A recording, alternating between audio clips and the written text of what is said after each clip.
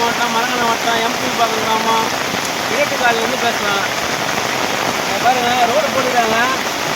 இங்கே பார்த்தீங்கன்னா உங்களுக்கு தெரியும், தண்ணி வந்து எல்லாம் இப்படிலாம் வருது. ஏன் வருதுன்னா, தண்ணி வந்து ரோடு போடும்போது அங்கே ஒரு ஓடை ஒன்று குறுக்கில் வருது.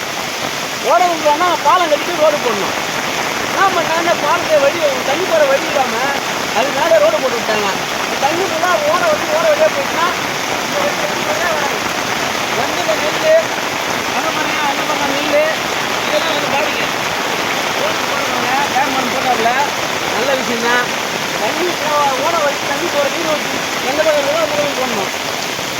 அந்த பக்கம் போடாமல் ரோடை மேலேயே போட்டார். அங்கே பாலம் கட்டணும். இல்லை ஒரு சாலை ஒன்று, ஒரு பெரிய சாலை வச்சா கூட தண்ணி போகும். அதுவும் பண்ணல. அப்படியே அது மேலே ரோடை போட்டு விட்டார்.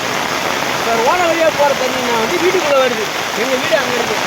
வீட்டுக்குள்ளே வந்து தண்ணிக்குள்ளே வருது. இந்த பக்கம் வராது. அந்த ஓடையை ஒழுங்காக சீரமைச்சு பண்ணி இந்த ஆக்கிரமிப்புலாம் கொஞ்சம் பெருசு பண்ணால் அந்த பாலத்தை கட்டி விட்டா ரோடு பாலத்தை தண்ணிக்குள்ளே ஓடை மேலே போயிடும். ஊருக்குள்ளே வராது. ஊருக்குள்ளேயே விவசாயம் வந்து இங்கே அடிக்காது. இது என்ன நடவடிக்கையோ அது கவர்மெண்ட் இருக்குதுங்களோ இல்லை கவர்மெண்ட் இருக்குதோ அதெல்லாம் பார்த்துக்கணும்.